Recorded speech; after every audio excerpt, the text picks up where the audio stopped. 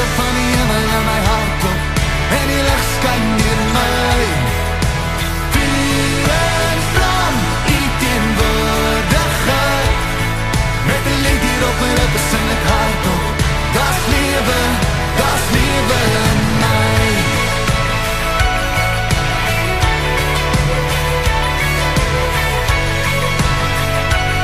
Die gees van die Here is op my. Romeine 8 vers 10 tot 17 sê, maar as Christus in julle is die liggaam, as gevolg van die sonde, wel dood, daarenteen, op grond van die regverdiging, is die gees lewe. As die gees van hom wat Jesus uit die dood opgewek het in julle woon, sal hy wat Christus uit die dood opgewek het, ook julle sterflike liggame lewend maak deur sy gees wat in julle woon. Daarom dan, broers, het ons 'n verpligting, maar nie teenoor ons sondige aard, om daarvolgens te leef nie. Want as julle volgens julle sondige aard leef, sal julle sterf. Maar as julle deur die gees die praktyke van die liggaam doodmaak, sal julle leef. Almal wat deur die gees van God gelei word, hulle is kinders van God. Julle het immers nie 'n gees ontvang wat verslawing bring, sodat julle weer bang hoef te wees nie. Nee, julle het die gees ontvang wat bevestig dat ons tot kinders aangeneem is, en deur hom roep ons, Abba, Vader. Die gees self getuig teenoor ons gees dat ons kinders van God is. Maar as ons kinders is ons ook erfgename van God en mede-erfgename met Christus, mits ons inderdaad saam met hom ly, sodat ons ook saam met hom verheerlik kan word. My liewe Fynbos familie, ek sal nooit vergeet. Ek was net klaar met skool en toe begin ons mos swat. Maar dis nou 'n jaar van 'n klomp nuwe dinge. Aan die een kant is dit nuwe plek, is nuwe mense, dis iets heeltemal anders as skool. Ek onthou my eerste dag toe ons daar ingeloop het, nou sit ons almal, al eerstejaars sit so langs mekaar. En op 'n stadium nou is ons daar wag, en elkeen nou een vir een kan registreer, kom daar so 'n lang ou verby ons geloop. En die ouetjie wat langs my sit, vang my sommer die elmboog hier in die sy. En hy sê vir my, "Hey, daai is die Hebreëse proffie."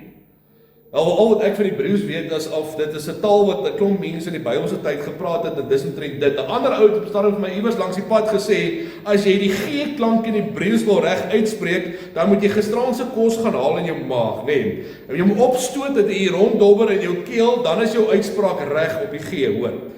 Maar nou stop die proffie en hy groet almal van ons. En ek vra toe vir hom heel bekommerd, "Ja, prof, Hebreëus is seker baie moeilik. Sal ons deurkom?" Hy antwoord, "Wel, verwag ongeveer jou wiskundepunte in matriek."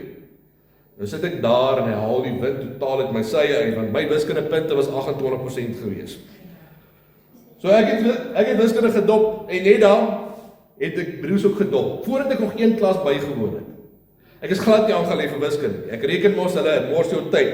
Hulle moes jou net een sommetjie op skool geleer het.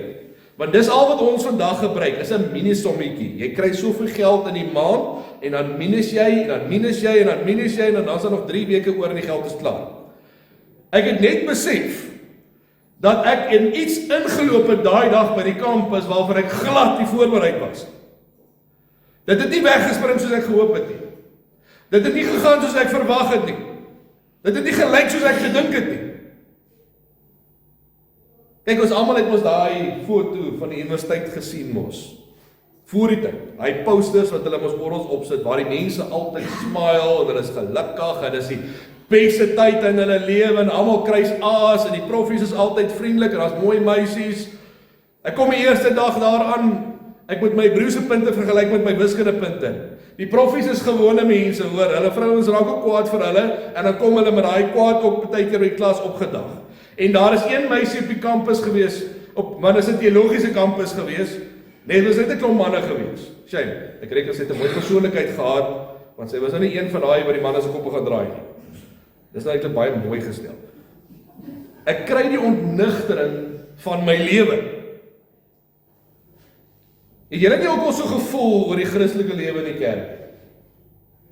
Want voor die tyd, dan sien jy altyd hierdie prentjies raak van mense wat so gelukkig is amper soos 'n happily ever after story, en hulle is nou daar waar die prins en die prinses mekaar nou net by mekaar gekom het, en klaar gesoen het, en daar eindig die fliek.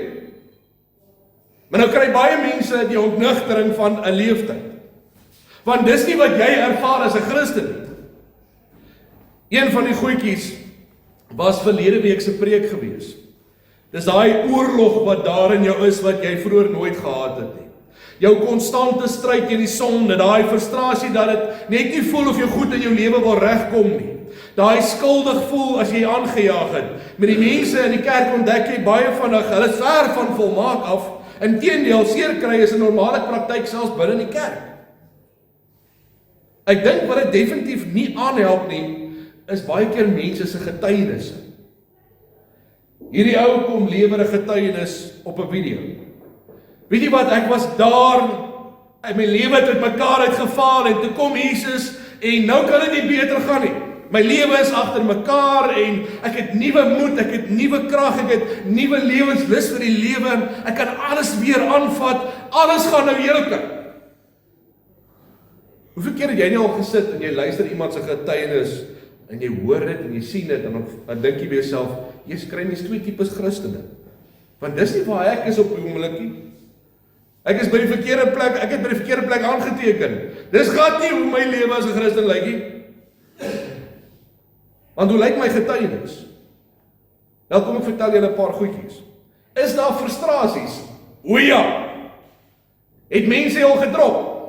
O ja, sommer gereeld. Gaan jy skatryk wees? Glad nie, verseker. Is jy altyd gesond? Jy is elke jaar siek. Is almal gelukkig? Stoei en vassit in my familie se normale dag, hoor. As ek 'n egte getuienis moet lewer oor 'n normale Christense lewe, sal die kerk volgende Sondag leeg wees. Want wie in sy grootste en sy wildste drome sal ooit so iets wil hê?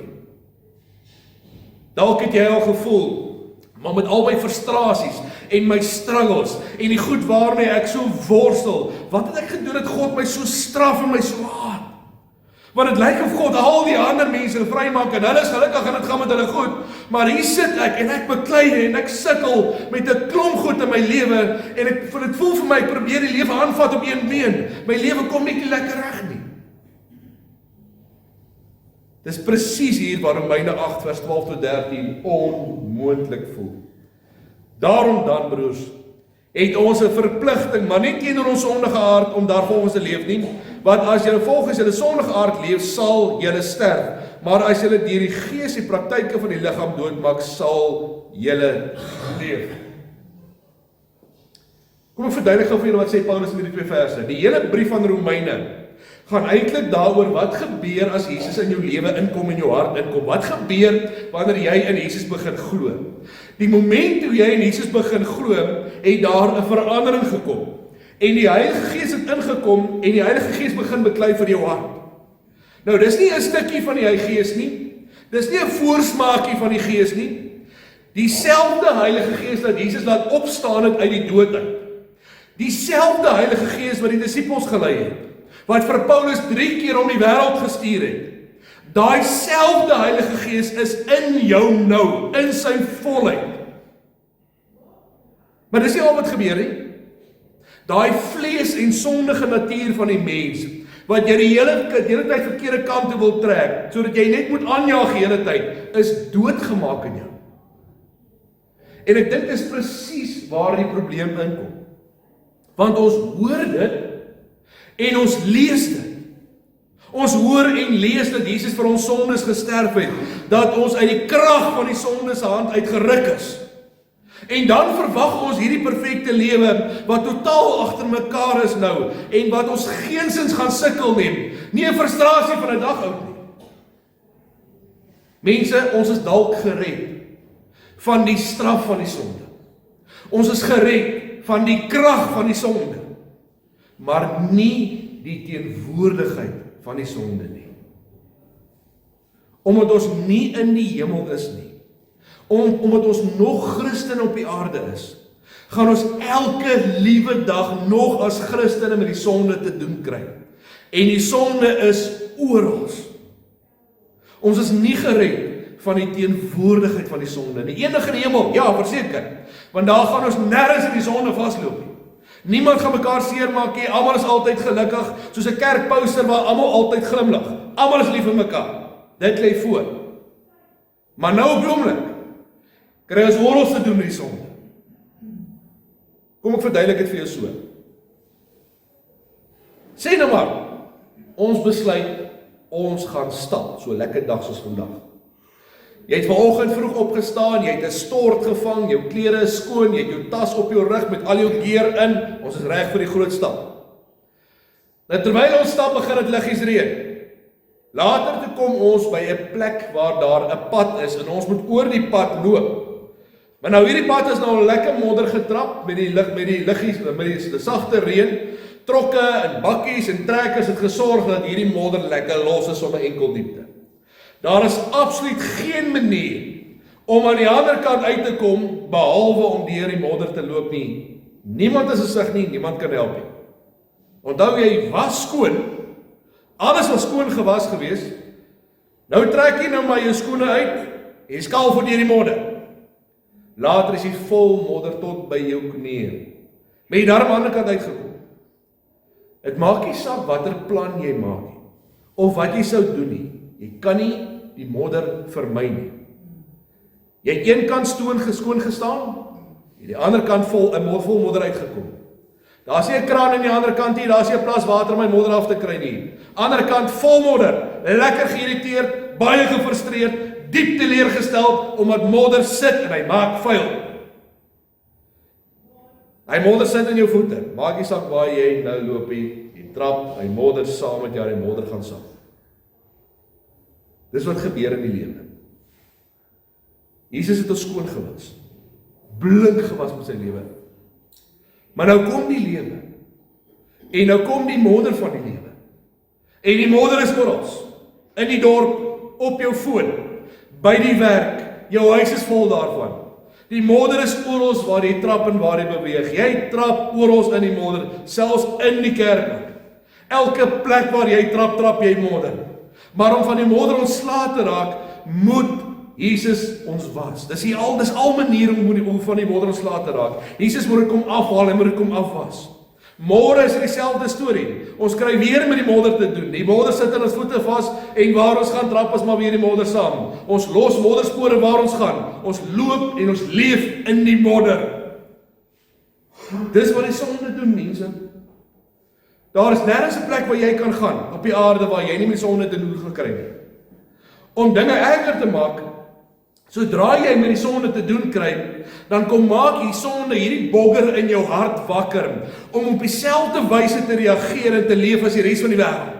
Dis wat die sonde doen. Dit gaan dieper as jou vel. Dit raak ons harte. Dis waar die oorlog vandaan kom. Kyk, die Heilige Gees beklei baie hard in jou hart, om elke dag hierdie modder uit te druk uit jou hart uit, want hy wil nie hê die modder moet jou hart oorweldig nie. Ons is gered van die straf van die sonde. Ons is gered van die krag van die sonde, want die Heilige Gees beklei elke dag in ons harte, maar nie van die teenwoordigheid van sonde nie. Jy gaan elke dag met dit te doen kry. Die sonde is oral, en dis die sonde wat alles kom opmors.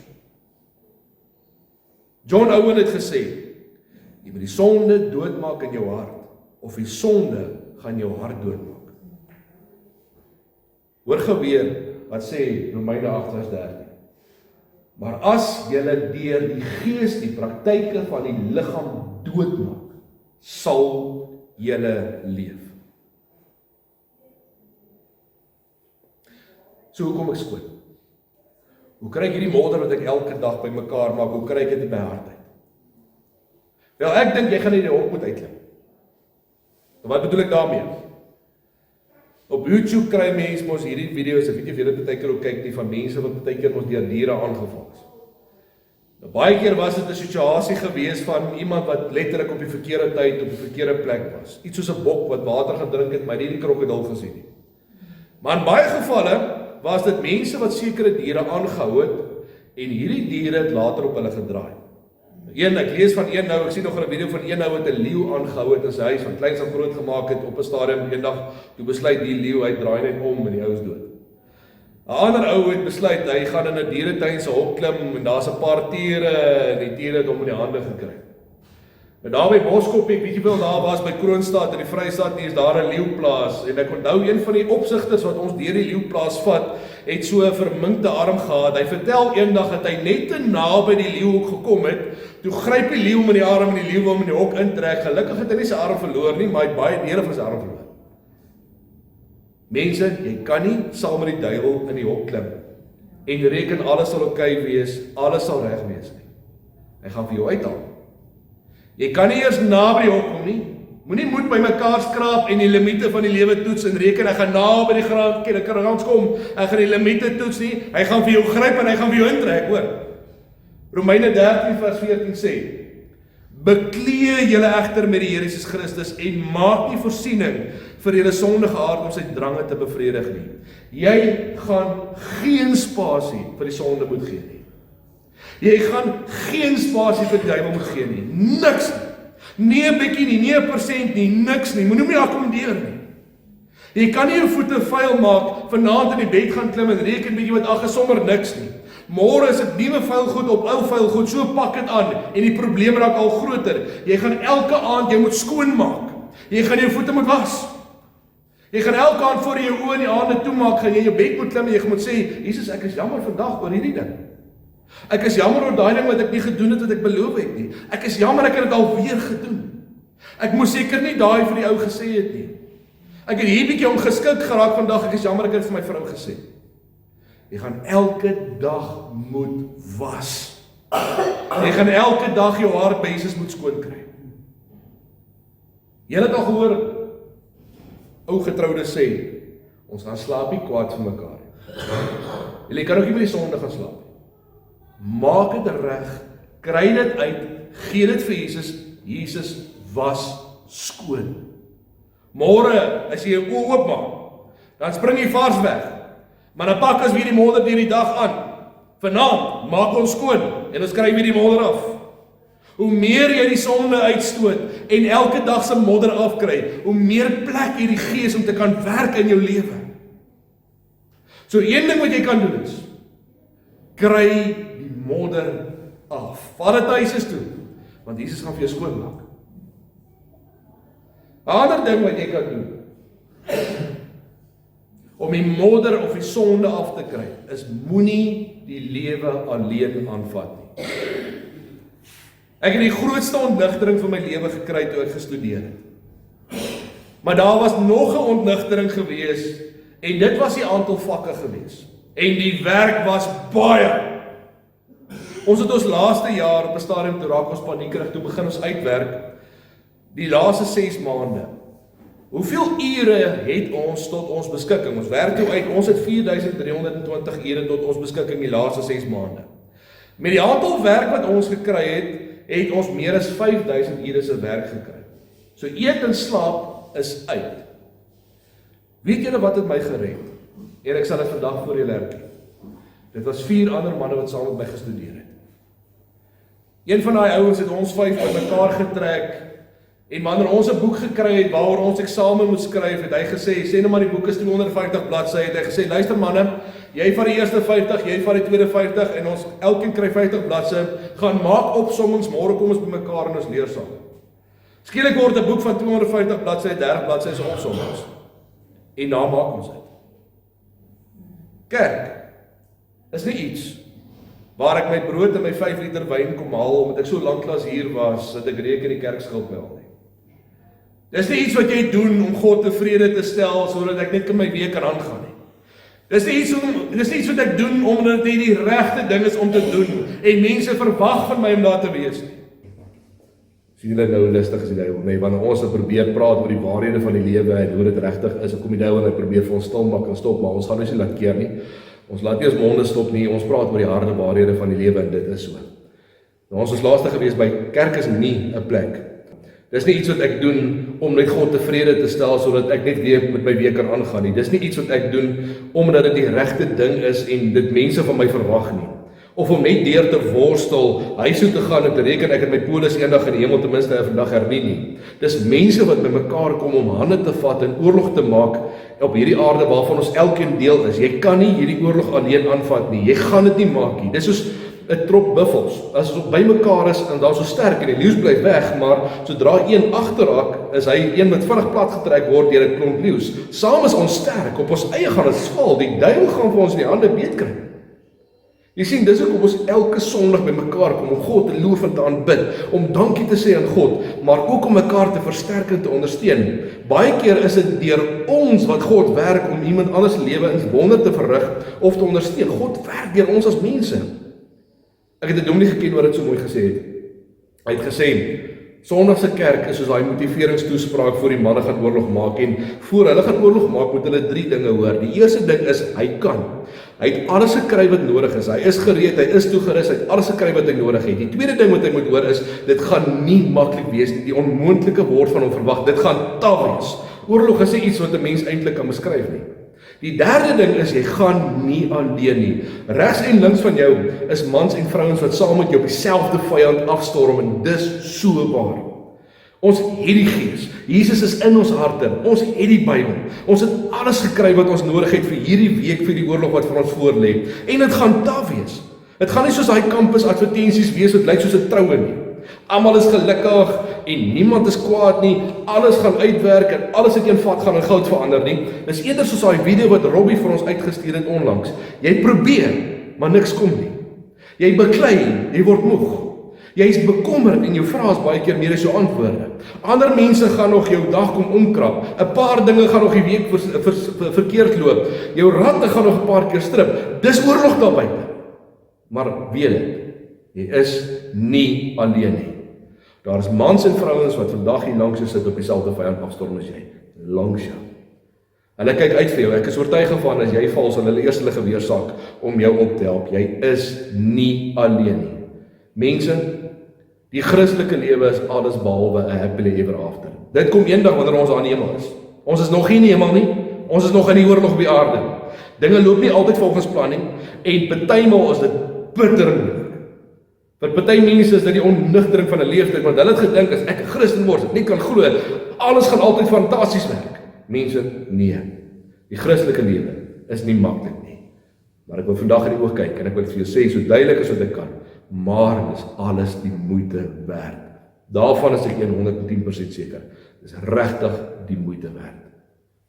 Amen.